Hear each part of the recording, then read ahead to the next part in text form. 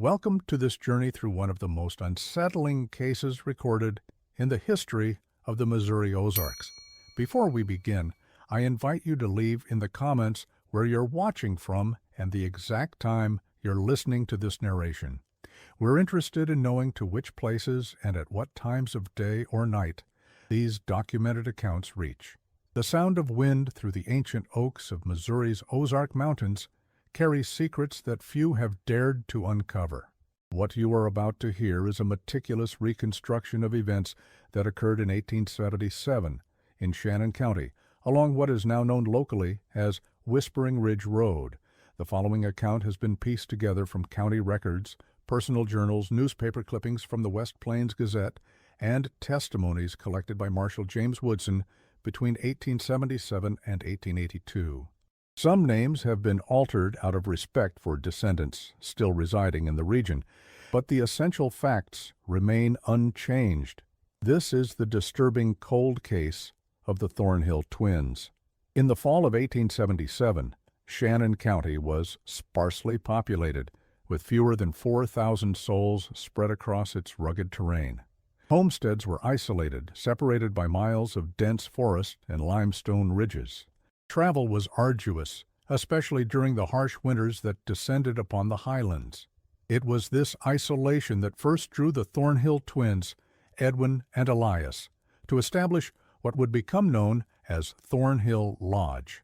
According to property records filed at the Shannon County Courthouse in Eminence, the twins purchased 160 acres of land along Cedar Creek in the spring of 1876.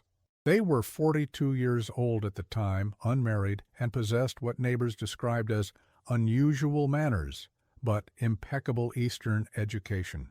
Their arrival caused a stir in the community, as newcomers often did, particularly those with means. The twins paid for the property in cash, an unusual occurrence in a region where most land transactions involved credit or trade. The deed, signed by County Clerk Walter Harmon on April 17, 1876, noted that the land included an abandoned hunting cabin and what remained of a small orchard planted by the previous owner, a trapper named Silas Jenkins, who had disappeared during the winter of 1874.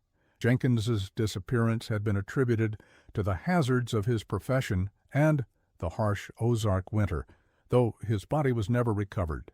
Elias Thornhill stood 6 feet tall with a slender build, light hair swept to the side, and what several accounts describe as eyes that never quite settled on what they were looking at. Edwin, his identical twin, was distinguishable only by a thin scar above his right eyebrow, reportedly from a childhood accident. The twins spoke with refined accents that marked them as outsiders, though they claimed distant family connections to Missouri through their maternal grandmother. Martha Collins, who operated the general store in Eminence with her husband, recalled her first impression of the twins in a statement given to Marshal Woodson in November 1877. They came into the store together, dressed all in black like a pair of undertakers. Spoke so proper you'd think they was reading from a book. Bought up near half our stock, flour, sugar, coffee, tools, everything you'd need to set up housekeeping. Paid in gold coins, which isn't something you see much around here.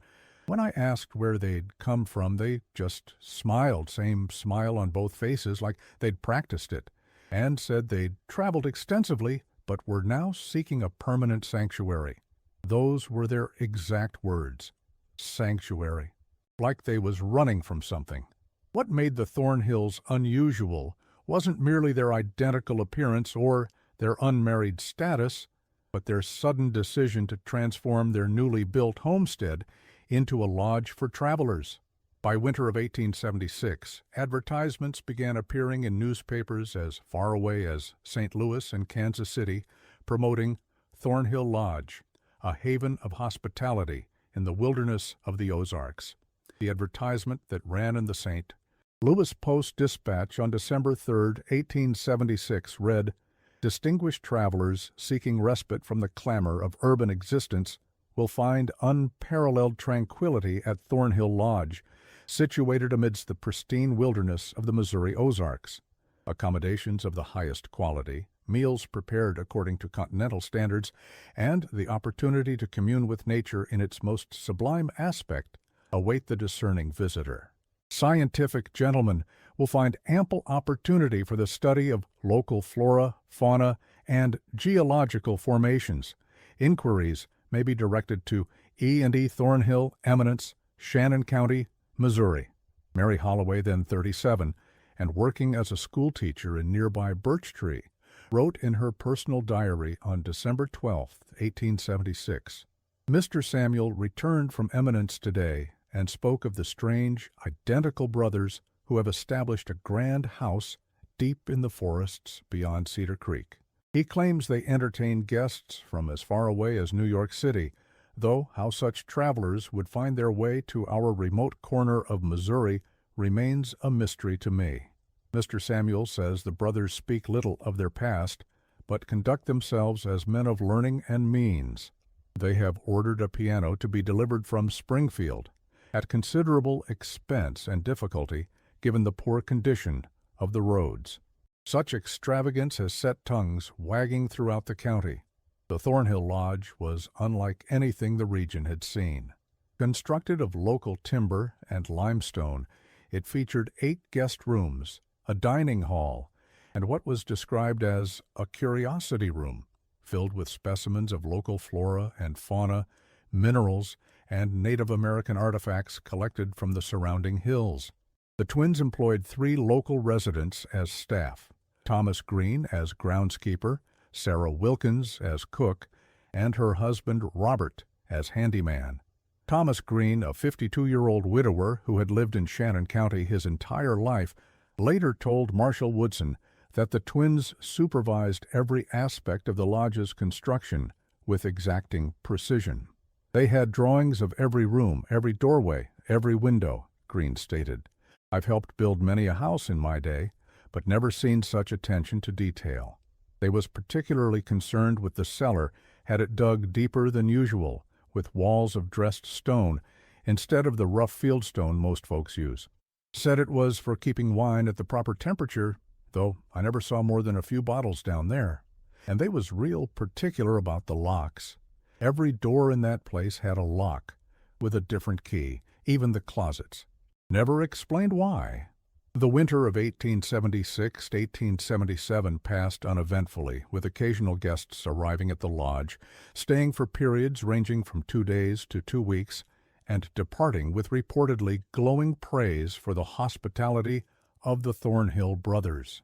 The twins became known for their elaborate dinners, featuring local game, prepared according to recipes they claimed were European in origin. A register book recovered from the lodge during Marshal Woodson's investigation showed 27 guests had stayed at the establishment between December 1876 and March 1877. The entries, written in a precise, elegant hand, recorded each guest's name, place of origin, date of arrival and departure, and room assignment. What struck investigators as unusual was the absence of any remarks or comments from the guests themselves, a common feature of hotel registers of the period. Robert Wilkins, the handyman employed by the Thornhills, noted in his statement to authorities that the twins maintained a strict division of responsibilities. Mr. Edwin handled the business side of things, keeping the books, ordering supplies, writing the advertisements. Mr. Elias managed the household, supervising the cooking, arranging the rooms, entertaining the guests. But they was always consulting with each other, speaking real quiet so nobody could hear. And sometimes I'd see one of them just standing, staring at nothing, like he was listening to something nobody else could hear. Then he'd nod and go about his business. It was in March of 1877 that the first troubling incident occurred. A merchant from Springfield named James Anderson arrived at the general store in Eminence in a state of considerable distress. According to the statement he gave to local constable William Pruitt, Anderson had spent 3 nights at Thornhill Lodge and witnessed behavior of such strange character that I feared for my very life. Anderson's statement, preserved in county records, described how, on his second night at the lodge, he was awakened by sounds of a most disturbing nature, coming from the room adjacent to his. It was not merely conversation, Anderson stated, but a rhythmic chanting in a language I could not identify, punctuated by what sounded like the striking of metal upon stone. The merchant elaborated that the chanting continued for approximately 20 minutes before giving way to a silence more profound and unsettling than the noise that preceded it. Curious despite his unease, Anderson rose from his bed and pressed his ear against the wall, separating his room from the source of the sounds. What I heard then, his statement continued, was a series of wet, tearing sounds, like the butchering of an animal, accompanied by labored breathing. Then a voice, which I recognized as one of the twins, though I could not say which, spoke quite clearly. The integration is proceeding as expected. Note the time. The other twin responded, 22 minutes past midnight, subject still conscious. Remarkable tolerance. Curious and concerned, Anderson claimed to have peered through the keyhole of his room door, observing one of the twins, he could not determine which, walking down the hallway, carrying what appeared to be a metal implement similar to a surgeon's tool, coated with a dark substance. The following morning, Anderson noted that one of the other guests, a middle-aged man who had introduced himself as a fur trader from Kansas City, was no longer present at breakfast. When Anderson inquired about the absent guest, the twins responded in unison, a habit that many found disconcerting, that the man had departed before dawn to make an early start on his journey. What troubled Anderson was that he had heard no sounds of departure, despite being a light sleeper, and the man's horse remained in the stable. When he mentioned this observation, Edwin Thornhill reportedly fixed him with an intense stare and said, "Perhaps you should concern yourself less with other guests and more with your own affairs, Mr. Anderson." Anderson claimed that throughout breakfast the twins watched him with unusual intensity, engaging him in conversation about his business in Springfield and his planned route home. Their questions seemed designed to determine whether anyone expected him at a particular time or place. Increasingly uneasy, Anderson announced his intention to depart immediately after the meal, citing urgent business matters. As I was preparing to leave, Anderson's statement concluded, Mr. Elias approached me with an unusual proposition. He offered me a substantial sum, $50 in gold, to deliver a package to an address in Springfield. When I inquired about the contents, he became evasive, saying only that it contained specimens of scientific interest. I declined the offer and departed with all possible haste. Throughout my journey home, I could not shake the feeling that I was being followed, though I saw no pursuit. Constable Pruitt, by his own admission in later testimonies, dismissed Anderson's concerns as the imaginings of an overwrought city dweller, unaccustomed to the peculiarities of rural life. No formal investigation was undertaken. Anderson departed eminence the following day, never to return to Shannon County. Throughout the spring and summer of 1877, Thornhill Lodge continued to operate, gaining a reputation that spread throughout the Ozarks and beyond. Yet locals noted peculiarities. No guest ever seemed to stay at the lodge for more than 2 weeks. The twins rarely ventured into town together, with one always remaining at the property. Most curious was their habit of turning away local residents who sought accommodation, claiming the lodge was reserved exclusively for travelers of significant distance. In May 1877, the twins hired an additional staff member, a young man named Joseph Miller, who had recently arrived in Shannon County from Tennessee. Miller, described as quiet and somewhat slow-witted, was employed as a stable hand and assistant to Thomas Green. Green later recalled that Miller spent considerable time alone with the twins, particularly Edwin, who seemed to take a special interest in him. Mr. Edwin would have the boy sit with him in the study for hours, Green told Marshal Woodson, teaching him to read, he said, though Joseph already knew his letters. Sometimes I'd pass by and hear Mr. Edwin asking the strangest questions about Joseph's family, his childhood illnesses, whether he'd ever broken any bones. Once I heard him ask if Joseph had ever experienced moments when he felt disconnected from his physical form. Peculiar conversation for a reading lesson. Miller disappeared in late June. When Green inquired about his absence, Elias Thornhill explained that they had sent the young man to Springfield with a letter for their attorney and expected him to return within the week. Miller never returned, nor was any trace of him ever found. His name did not appear in the lodge's employment records recovered during the later investigation. Sarah Wilkins, the cook employed by the Thornhills, resigned her position in July 1877. In a conversation overheard at the general store in Eminence and recorded in the journal of Dr. Henry Wilson, the local physician, Mrs. Wilkins stated, "There's something not right about those twins. The way they look at guests sometimes, like they're measuring them for a coffin. And that cellar they won't let anyone enter, not even to store preserves. They claim it's where they keep their wine, but I never once saw them serve a drop from their supposed collection." When pressed for more details, Mrs. Wilkins reportedly lowered her voice and said, "Twice now I've found stains on the dining room floor, dark stains that took hours of scrubbing to remove. And once I discovered a gold pocket watch behind a chair in the dining room. When I brought it to Mr. Edwin, thinking a guest had lost it, his face went white as a sheet. He snatched it from my hand and said it was his brother's, though I'd seen Mr. Elias wearing a different timepiece just that morning." Mrs. Wilkins further recounted an incident in late June when she had risen early to begin breakfast preparations and encountered Elias Thornhill emerging from the cellar. He was wearing a leather apron, the kind butchers wear, she stated. It was stained dark in places. When he saw me, he seemed startled, then composed himself and said he'd been attending to some specimens for the curiosity room. But his hands, they were clean, too clean, like he'd just scrubbed them raw. And there was a smell coming up from that cellar that wasn't like any preserving or meat smoking I've ever known. It was sweeter, sickly, almost. After Mrs. Wilkins's departure, the twins hired a replacement cook, Margaret Halloran, a widow from West Plains who had answered their advertisement in the local newspaper. Mrs. Halloran, who remained in the twins' employ until their disappearance, later claimed to have noticed nothing unusual about her employers or the operation of the lodge, though she admitted to having poor hearing and failing eyesight.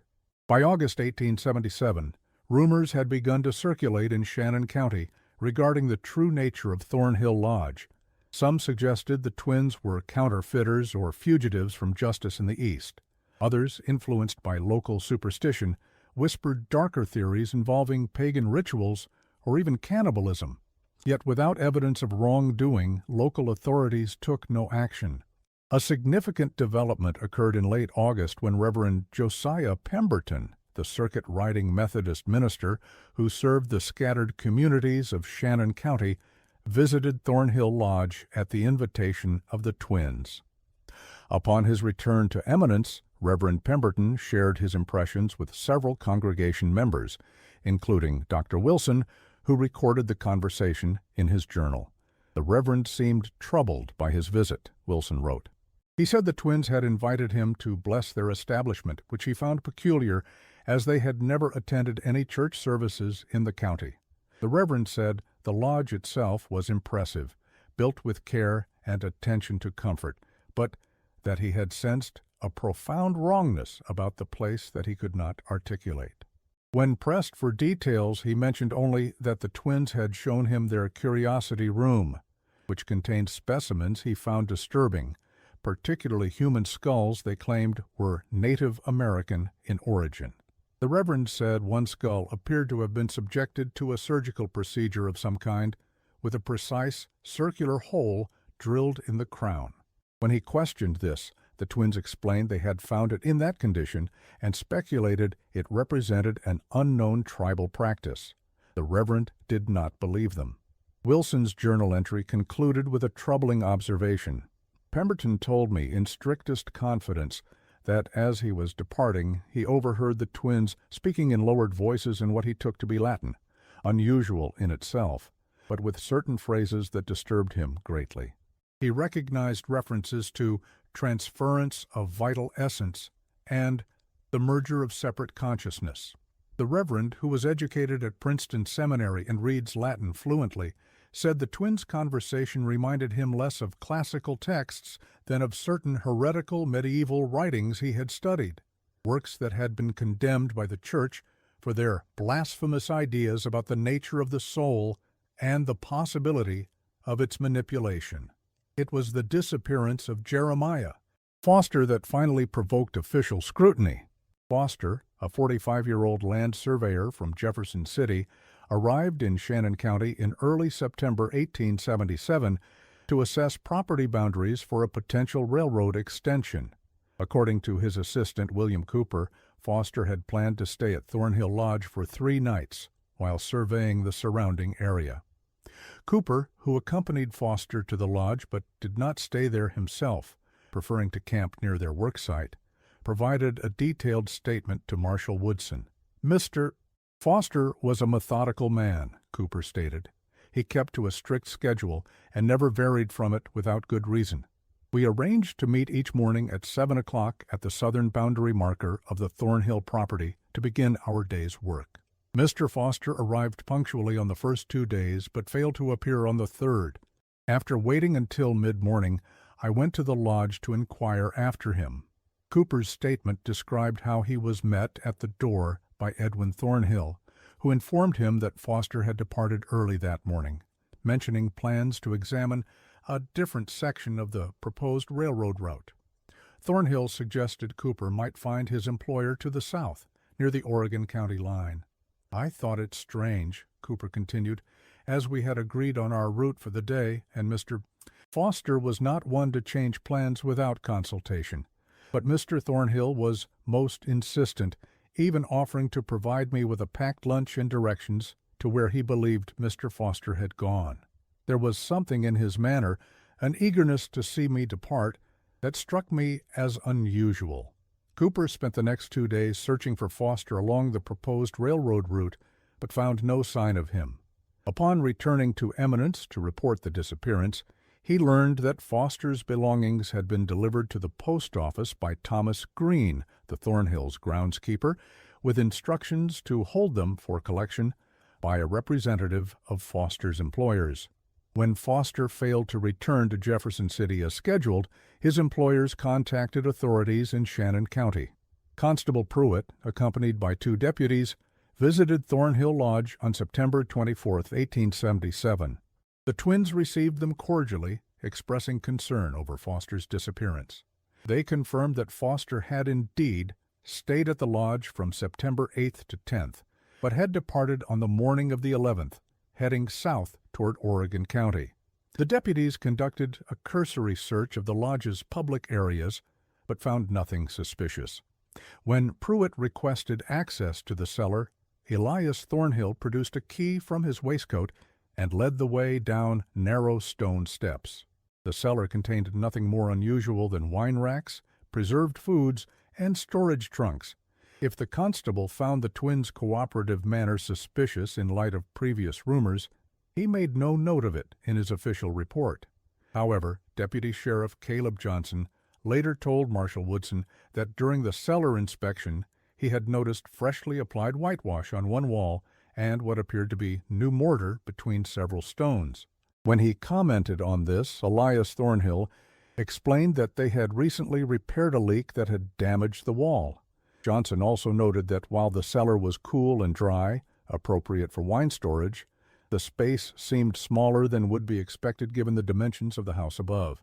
This observation was not included in Constable Pruitt's report.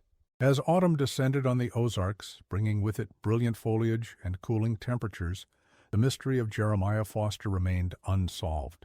His horse and surveying equipment were discovered near the Oregon County line in October, suggesting he had indeed traveled south as the Thornhills claimed, but no trace of Foster himself was found. The case might have remained merely one of many unexplained disappearances in the vast Ozark wilderness had it not been for the arrival of Marshal James Woodson in Eminence on November 12, 1877.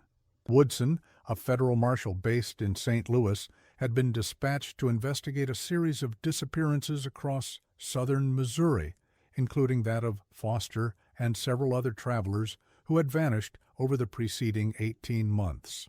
Unlike Constable Pruitt, Marshal Woodson approached his investigation with methodical thoroughness. He spent several days reviewing county records and interviewing local residents before turning his attention to Thornhill Lodge. What he discovered raised troubling questions. First, Woodson noted that at least 7 individuals known to have stayed at the lodge could not be accounted for afterward. These included James White, a cattle buyer from Springfield, Henry and Margaret Simmons, a couple from Chicago reportedly traveling to Texas, Dr. Franklin Pierce, a geologist from Washington University in St. Louis, Thomas Bell, a photographer documenting Ozark landscapes, and Catherine Murphy, a widow from Kansas City visiting relatives in Arkansas. Each of these individuals had been seen arriving at Thornhill Lodge or had informed acquaintances of their intention to stay there. None had been definitively seen afterward, though the twins had provided various accounts of their supposed departures. In the case of the Simmons couple, Elias Thornhill had told the stagecoach driver, who inquired after them, that they had decided to remain at the lodge for an extended stay, having been captivated by the tranquility of the surroundings. Yet when Marshal Woodson examined the lodge's register, he found an entry indicating the Simmons had departed after just 3 days. Second, Woodson's investigation of the twins' background revealed discrepancies. The Thornhills claimed to have come from Philadelphia, where they had worked as importers of European goods. Yet inquiries sent to Philadelphia authorities returned no record of their business or residence. The twins' claim of family connections to Missouri proved equally dubious, with no record of a maternal grandmother matching their description in any county records. Most damning was Woodson's discovery, through correspondence with law enforcement in New England, of unsolved disappearances in Vermont and New Hampshire between 1872 and 1875. In each case, the missing persons had last been seen at or near a hunting lodge operated by 2 identical twin brothers who called themselves the Blackwoods. The Vermont State Police had investigated the disappearance of 3 individuals, a university professor and 2 graduate students conducting botanical research, who had stayed at the Blackwood Hunting Lodge in the Green Mountains in the summer of 1873. The Blackwood brothers had claimed the researchers departed for a multi-day expedition into the mountains and never returned. A search of the surrounding wilderness yielded no trace of the missing persons.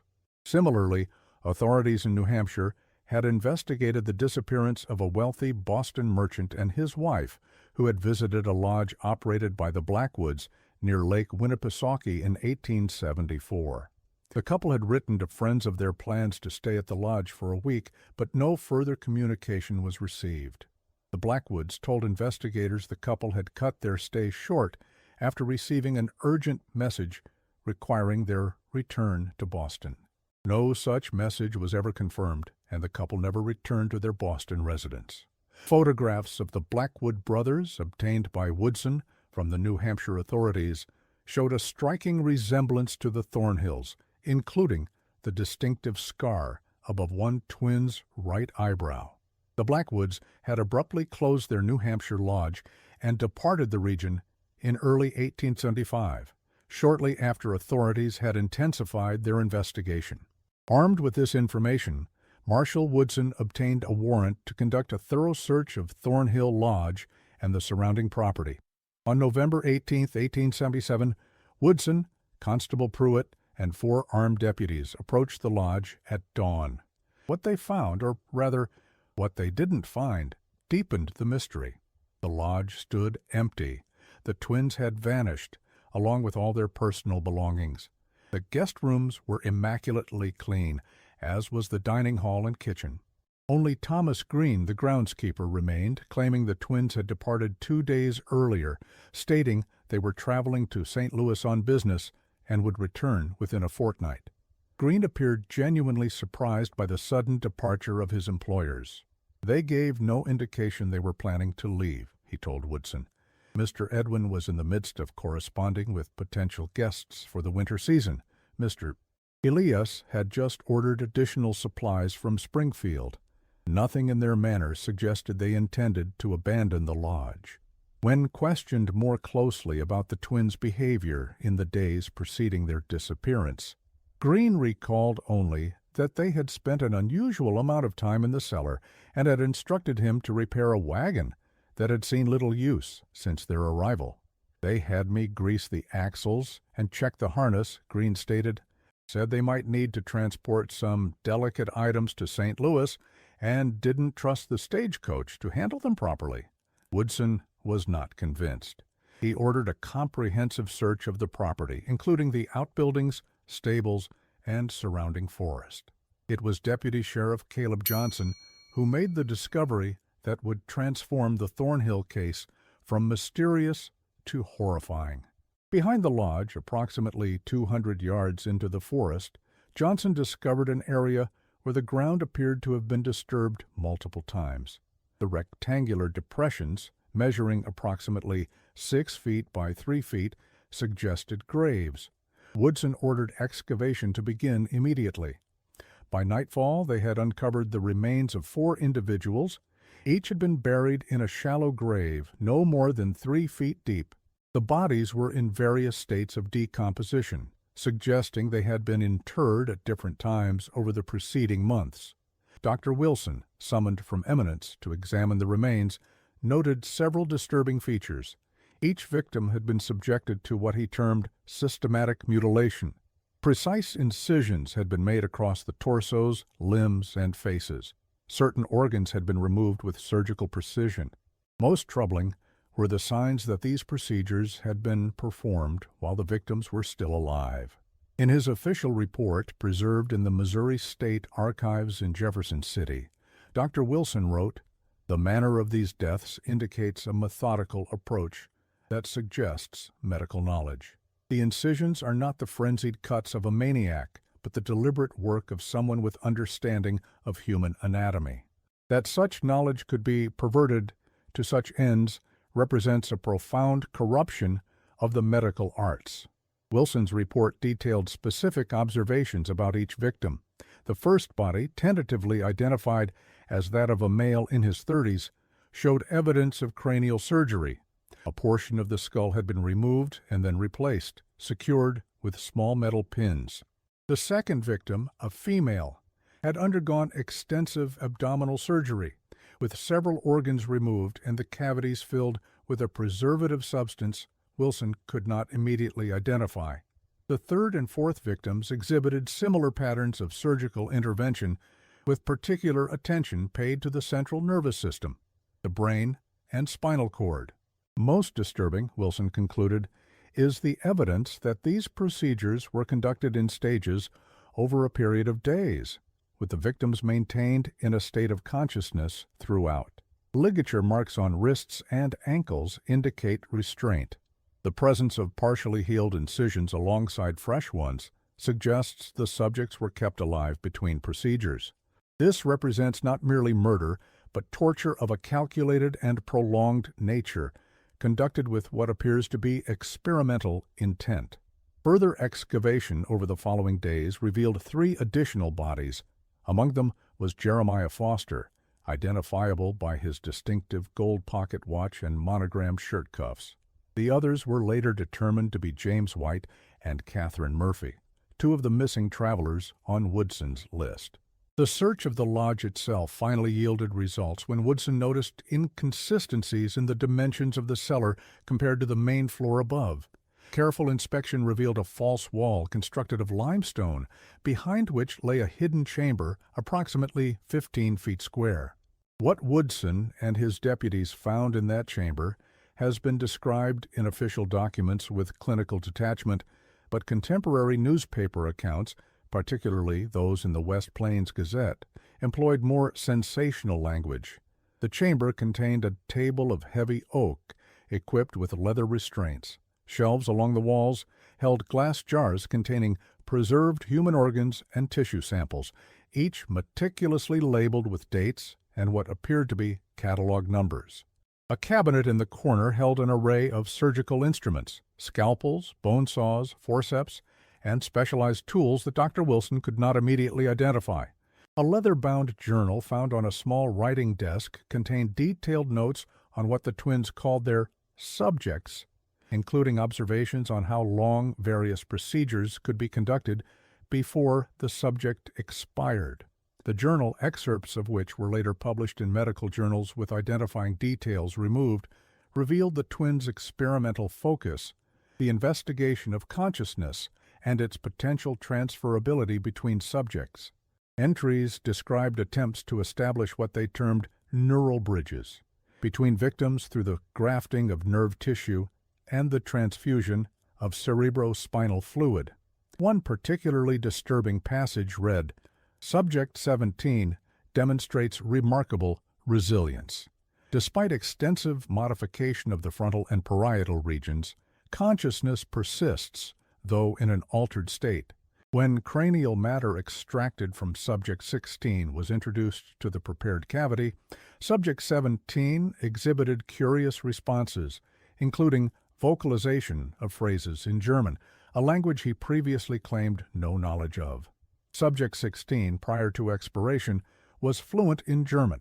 This suggests successful transfer of linguistic memory, though the mechanism remains unclear. Further experimentation required. Marshal Woodson immediately launched a manhunt for the Thornhill twins, issuing wanted posters throughout Missouri and neighboring states.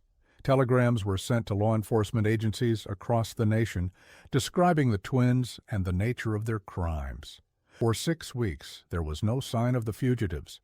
Then, on January 3, 1878, a station master in Poplar Bluff, Missouri, reported seeing 2 men matching the twins' description boarding a train bound for Memphis, Tennessee. By the time authorities in Memphis were alerted, the train had arrived, but no passengers matching the twins' appearance could be found. The next reported sighting came from New Orleans in February 1878, where a hotel clerk claimed to have registered 2 identical brothers calling themselves the Sutherlands.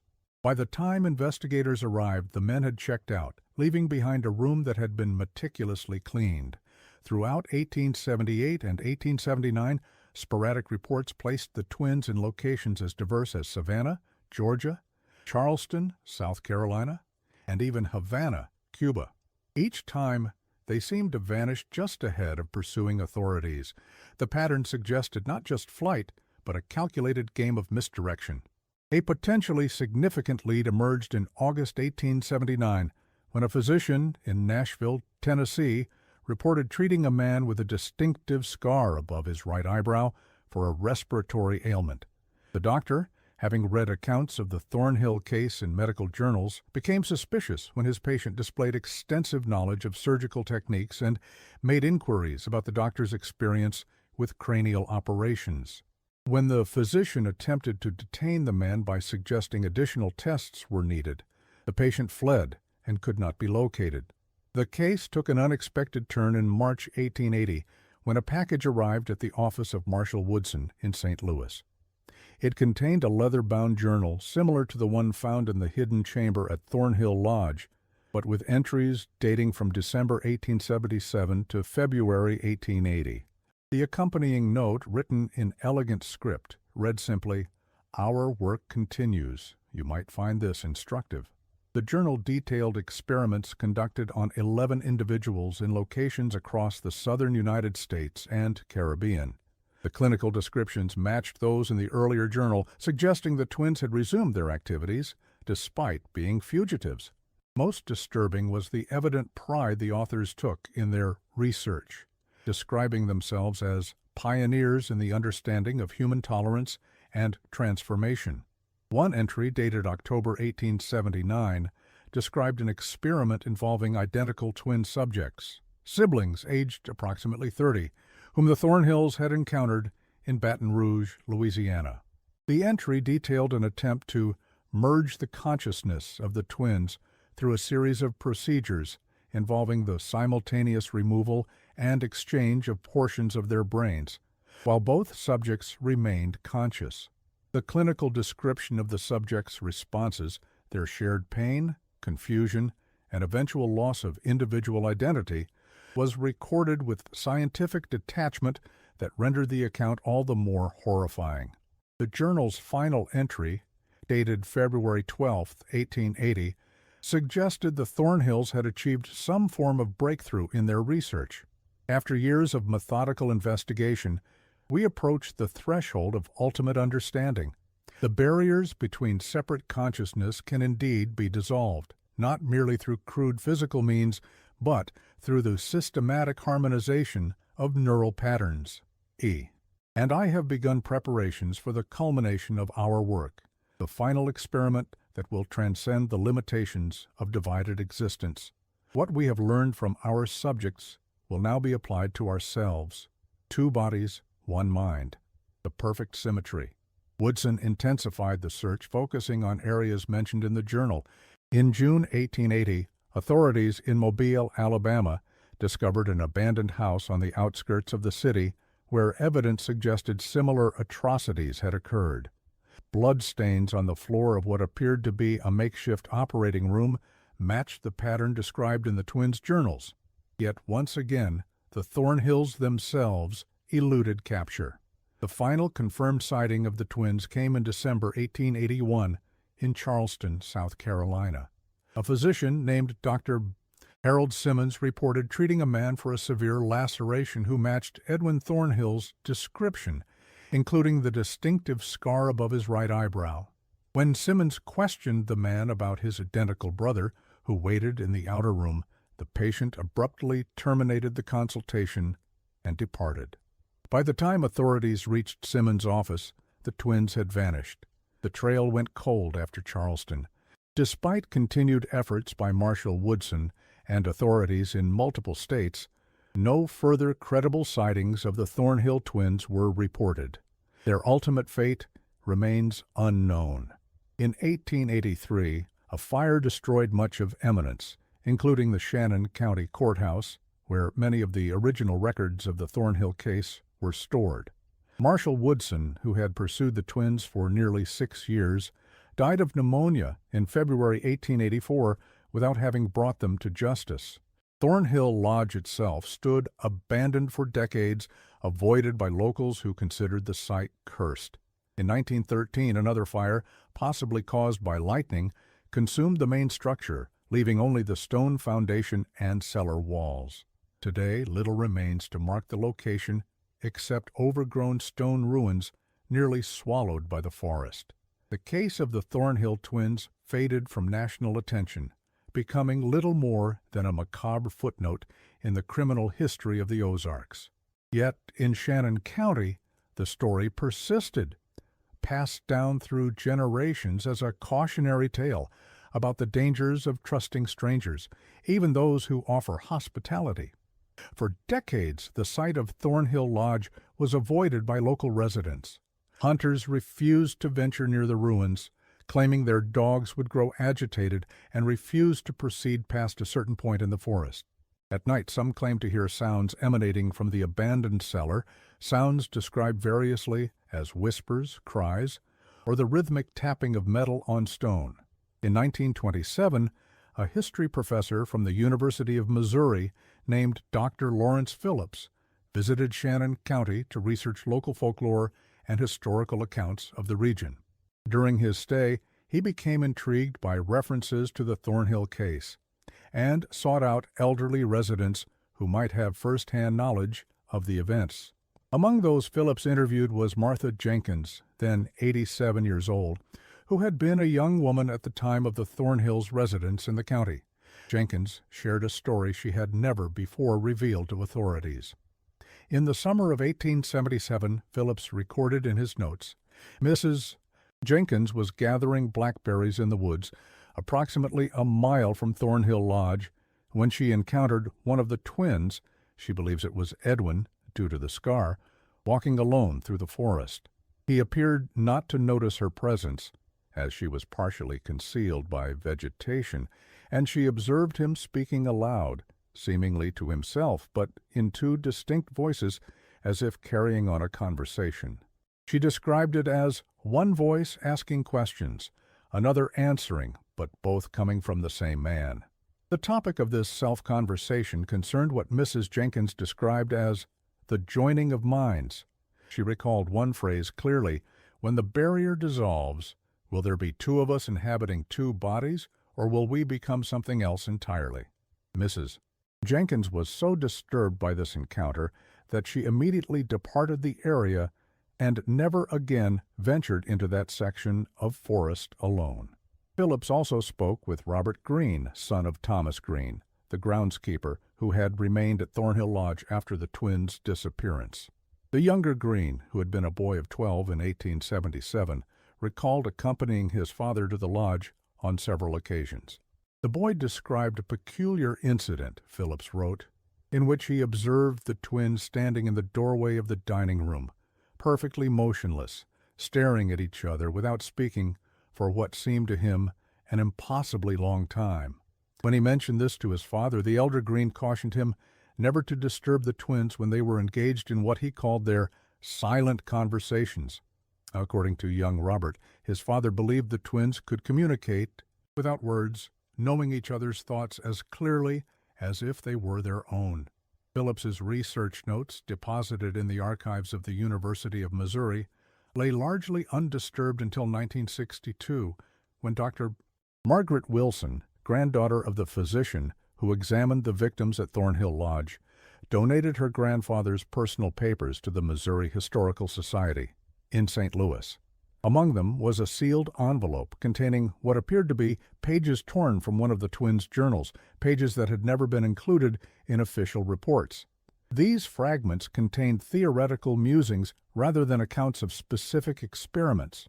In them, one of the twins, it's unclear which, wrote of their belief that human consciousness could be transferred from one body to another through a process involving the systematic exchange of vital essences. The writer speculated that identical twins, sharing the same fundamental biological structure, might achieve a form of consciousness merging through this process, becoming two bodies with a single transcendent mind. The journal fragments contained references to historical precedents that the twins believed supported their theories. They cited ancient Egyptian practices of skull trepanation, medieval alchemical texts describing the transmutation of consciousness, and more recent experimental work by European physicians exploring the boundaries between life and death. Particularly significant to the twins were the writings of a 17th-century French physician named Jean-Baptiste Delambre, who had conducted controversial experiments on sets of identical twins, attempting to establish what he termed sympathetic resonance between their nervous systems. Dr. Margaret Wilson included with these fragments a letter her grandfather had written in 1892, 15 years after the Thornhill case, addressed to a colleague at Washington University Medical School. In it, Dr. Wilson described a disturbing encounter during a medical conference in Baltimore. I was approached by a gentleman who introduced himself as Dr. James Sutherland of New Orleans, Wilson wrote. He engaged me in conversation regarding recent advances in neurosurgery, displaying considerable knowledge of the field. As our discussion progressed, he inquired whether I had ever encountered cases where patients exhibited behaviors or memories that could not be attributed to their own experiences, specifically mentioning instances where surgical intervention had preceded such phenomena. The nature of his questions, combined with a certain intensity in his manner, aroused my suspicion. When I mentioned my involvement in a criminal case in Missouri some years prior, his demeanor changed markedly. He excused himself abruptly and departed the gathering. It was only later, reviewing the details in my mind, that I realized the significance of a thin scar visible above his right eyebrow, partially concealed by his spectacles. I reported the encounter to local authorities, but the man could not be located. I remain convinced that I spoke with one of the Thornhill brothers, still pursuing his monstrous research under an assumed identity. Whether these writings represented genuine belief or the rationalization of psychopaths remains a matter of speculation among the few scholars who have studied the case. What is clear is that the Thornhill twins represented a unique and terrifying phenomenon. Educated, methodical killers who viewed their victims not as subjects of rage or desire, but as specimens for experimentation. The question that haunted Marshal Woodson until his death, a question that remains unanswered to this day, was whether the twins truly vanished in 1881 or simply adopted new identities to continue their gruesome work elsewhere. Reports of similar killings characterized by surgical precision and missing organs surfaced periodically in various parts of the United States into the early 20th century, though none were definitively linked to the Thornhills. In 1898, authorities in Baltimore investigated the deaths of 3 medical students whose bodies were discovered in an abandoned warehouse, each bearing evidence of precise surgical procedures performed ante mortem. The investigating officer, Captain William Hargrove, noted similarities to the Thornhill case, but could establish no direct connection. The perpetrator was never identified. Similarly, in 1905, police in Denver, Colorado, discovered a makeshift laboratory in the basement of a boarding house after the proprietor, an elderly widow, reported strange sounds and noxious odors emanating from rooms rented by a physician who called himself Dr. Thomas Blackwood. When authorities entered the rooms, they found evidence of surgical procedures and preserved human tissue samples, but the tenant had fled. Investigators noted that the name Blackwood matched one of the aliases previously used by the Thornhill twins, but given the passage of time, nearly 30 years since the original crimes, no conclusive link could be established. Some researchers have suggested that the twins may have fled to Europe or South America, where their medical knowledge could have gained them entry into scientific or medical communities under assumed names. Others believe they met with violence themselves, perhaps at the hands of intended victims who managed to turn the tables on their would-be killers. A particularly intriguing theory emerged in the 1950s when a historian researching medical practices in late 19th century Vienna discovered references to identical twin physicians who had conducted controversial neurological research at the university there between 1885 and 1890. The brothers, who called themselves Ernst and Emil Schrader, claimed to have studied in America and published several papers on consciousness and the physical basis of memory before abruptly departing Vienna, amid rumors of ethical violations. Attempts to trace the Schraders' history prior to their arrival in Vienna yielded no results, leading some to speculate they might have been the Thornhills, operating under yet another alias. In 1967, renovation work at an old hotel in New Orleans uncovered a walled-off room containing surgical implements and preserved specimens similar to those found at Thornhill Lodge. Carbon dating of organic materials found at the site suggested they dated from the early 1880s, corresponding to the period when the twins were believed to be in Louisiana. However, no definitive connection to the Thornhills could be established. The final piece of the Thornhill puzzle emerged in 1968 when an elderly woman named Eleanor Blackwood died in a nursing home in Portland, Oregon. Among her possessions was a collection of daguerreotypes showing 2 identical men in formal 19th century attire. On the back of one image was written, Edwin and Elias, 1872. Nursing home staff reported that in her final days, Blackwood had spoken repeatedly of her uncles who had discovered the secret of eternal life through the suffering of others. Most disturbing was a journal found among Blackwood's effects, written in a precise, elegant hand similar to that of the Thornhill journals.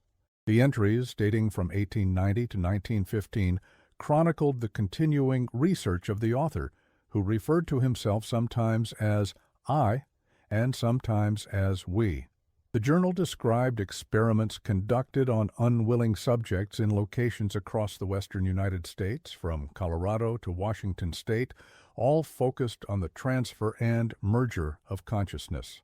A particularly troubling entry, dated October 1899, read, "The integration continues to progress." There are days now when I cannot recall which of us originated a particular thought or memory. The boundaries between E and E blur increasingly, creating not confusion but clarity, a singular perception housed in dual vessels.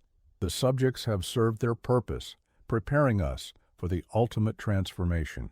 Yet the work remains incomplete. The final merger eludes us like 2 circles that approach but never fully overlap.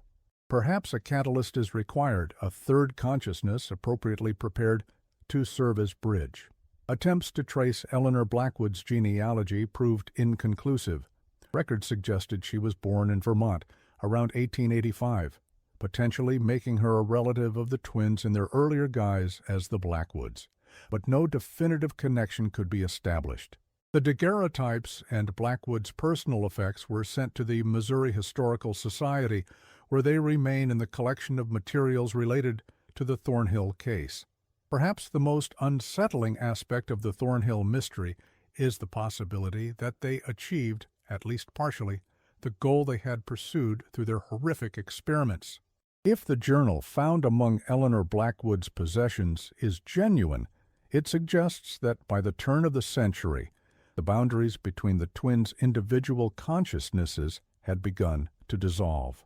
Whether this represented a form of shared psychosis or something more, an actual merging of minds through methods derived from their experiments, remains beyond the reach of scientific understanding then or now. In 1973, Dr. Elizabeth Foster, a neurologist at Washington University School of Medicine, reviewed the available documentation on the Thornhill case from a modern scientific perspective. Her analysis, published in the Journal of Forensic Psychiatry, concluded, while the Thornhill's methods were barbaric and their understanding of neurological function primitive by today's standards, their fixation on the transferability of consciousness anticipated modern questions about the nature of mind and identity. Their experiments, though grotesque violations of human dignity, reflected a perverse attempt to transcend the fundamental isolation of individual consciousness, to bridge the unbridgeable gap between self and other.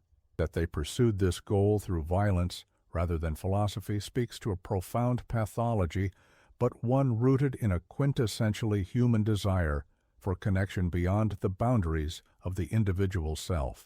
Dr.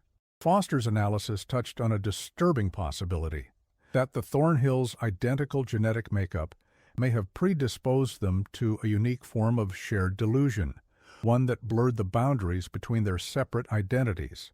The psychological literature on identical twins, she wrote, documents cases of unusually intense bonds, shared thought processes, and even psychotic syndromes that manifest in near-identical ways in both siblings.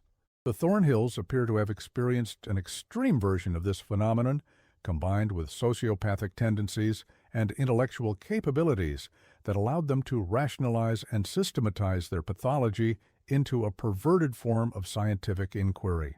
Today, more than a century after the disappearance of the Thornhill twins, their case continues to fascinate and disturb those who study the history of crime in America.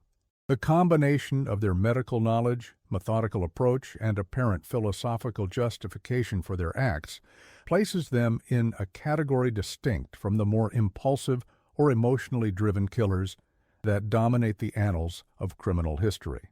The ruins of Thornhill Lodge have long since been reclaimed by the forest, visible now only as moss-covered stone foundations half buried in the leaf litter of the Ozark highlands. Local residents still avoid the area, particularly after dark. Some claim to hear sounds emanating from the site on certain nights, sounds described variously as chanting, screams, or the rhythmic striking of metal on stone. In 1985, a group of archaeology students from the University of Missouri attempted to conduct an excavation at the site as part of a study on 19th-century architectural practices in the Ozarks. Their work was abandoned after less than a week when several members of the team reported experiencing intense headaches, disorientation, and disturbing dreams involving surgical procedures. The project director, Dr. Samuel Hoffman, attributed these symptoms to a combination of heat exhaustion and the power of suggestion, given the site's notorious history. However, in a private letter to a colleague, later made public, Hoffman admitted to his own unexplained experiences at the site, including hearing what seemed to be two voices engaged in technical discussion, though no one else was present.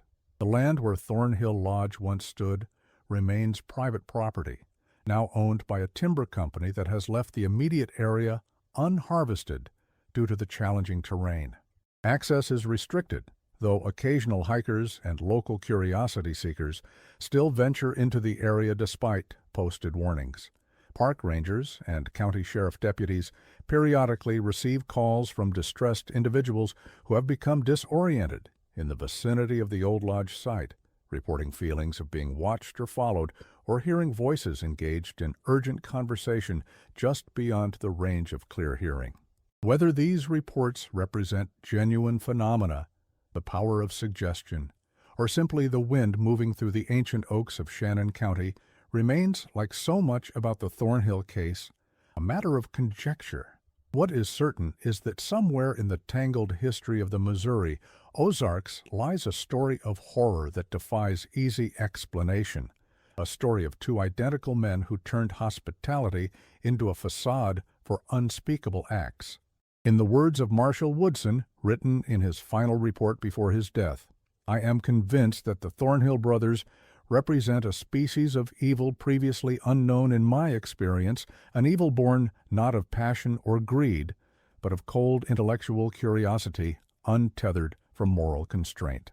It is perhaps a mercy that such individuals are rare, for a society populated by their like would cease to be human in any meaningful sense of the word. The questions raised by the Thornhill case continue to resonate. How could individuals with the education and refinement to appreciate music, literature, and scientific knowledge also perpetrate acts of such calculated cruelty? What combination of nature and nurture produces minds capable of viewing human suffering with detached curiosity rather than empathy? And perhaps most disturbing, to what extent did the twins' identical genetic makeup and a shared developmental environment contribute to their unique pathology? Their apparent belief that the boundaries between individual consciousnesses could and should be dissolved? In 1996, a team of forensic psychiatrists and neurologists from Johns Hopkins University published a theoretical analysis of the Thornhill case, drawing on modern understanding of twin psychology, neurological development, and the etiology of sociopathic behavior. Their conclusion suggested that the twins may have experienced a rare form of neurological development in which the usual boundaries of self-identity never fully formed.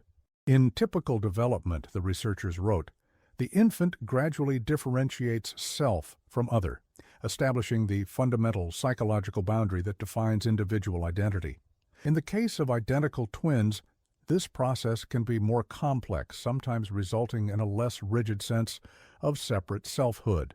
The Thornhills appear to represent an extreme case of this phenomenon, combined with sociopathic tendencies that eliminated normal empathic constraints. Their experiments may have represented an externalization of their internal experience, an attempt to create in others the boundary dissolution they themselves experienced. This analysis, while speculative given the limited historical evidence, offers perhaps the most coherent explanation for the Thornhills' obsessive focus on consciousness transfer between separate individuals. Their experiments, grotesque as they were, may have represented an attempt to induce in others their own experience of shared or merged identity, to prove through external evidence what they intuitively felt, that the boundaries between separate minds could be dissolved. The sound of wind through the ancient oaks of Missouri's Ozark Mountains carries secrets that few have dared to uncover. And perhaps some secrets are best left buried in the dark soil of Shannon County, where the memory of the Thornhill twins still lingers like a shadow across the land. To this day, travelers passing through the region sometimes report unusual experiences, identical strangers glimpsed simultaneously in different locations, voices that seem to finish each other's sentences though coming from a single speaker, the sensation of being observed by multiple gazes, though only one person is visible. Local residents dismiss such accounts as the products of overactive imagination influenced by the persistent legends surrounding the Thornhill case. Yet occasionally, usually in late autumn when the leaves have fallen and the forest stands bare beneath the cold Missouri sky, hikers in the remote sections of Shannon County report encountering two elderly men, identical in appearance save for a thin scar above one's right eyebrow, walking in perfect synchrony along overgrown trails that once led to Thornhill Lodge. By the time authorities respond to such reports, the forest is invariably empty, with no trace of the mysterious figures. And in the silence that follows, if one listens carefully, there might be heard a whispered conversation between two voices so similar they could belong to a single speaker, a conversation about boundaries dissolved and consciousness expanded beyond the confines of individual experience. Then the wind shifts, the moment passes, and all that remains is the rustle of oak leaves and the distant call of a crow echoing across the ancient hills of the Ozarks.